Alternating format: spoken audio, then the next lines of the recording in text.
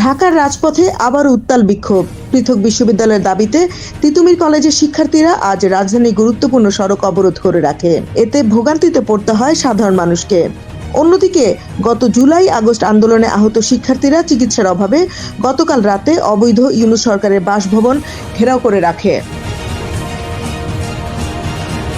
রাজধানী তিতুমির কলেজের শিক্ষার্থীরা আজ সকাল থেকে সড়ক অবরোধ করে তাদের দীর্ঘদিনের দাবি আদায়ের জন্য আন্দোলন করেছে।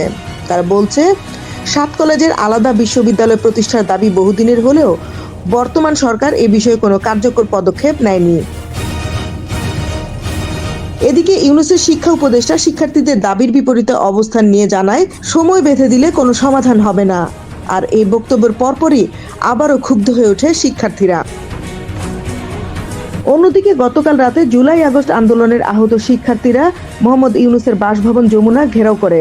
তাদের অভিযোগ, সমন্বয়ক হাসনাত, সার্জিস এবং উপদেষ্টা মণ্ডলীর আসিফ, নাহিদ, মাহফুজরা আন্দোলনে আহতদের জন্য বরাদ্দকৃত অর্থ আত্মসাৎ করছে, কিন্তু প্রকৃত আহতদের কোনো সহায়তা দেওয়া হচ্ছে না। আমাদের সুচিকিৎসার ব্যবস্থা করুন, আমাদের যোগ্যতা অনুযায়ী পুনর্বাসনের ব্যবস্থা করুন, আর কিছু চাই না। না পাচ্ছি পুনর্বাসন, না পাচ্ছি চিকিৎসা, কি পাচ্ছি আমরা?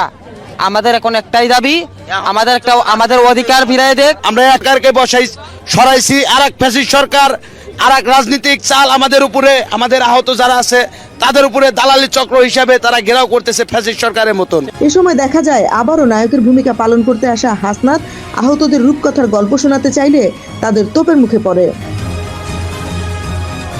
এমন উত্তপ্ত পরিস্থিতিতে জঙ্গি সমন্বয়ক হাসনাত আব্দুল্লাহ করে বসে এক বিতর্কিত মন্তব্য।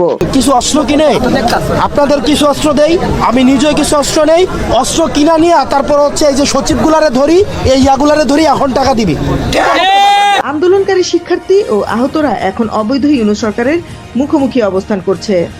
আর এসব শিক্ষার্থীদের কোনো কথার মূল্যই দিচ্ছে না এই অবৈধ জঙ্গি পৃষ্ঠপোষক মোহাম্মদ ইউনূস। সাধারণ মানুষ চায় সমস্যা সমাধানে দ্রুত কার্যকর পদক্ষেপ নেওয়া হোক, অন্যথায় ইউনূসের পতন অনিবার্য।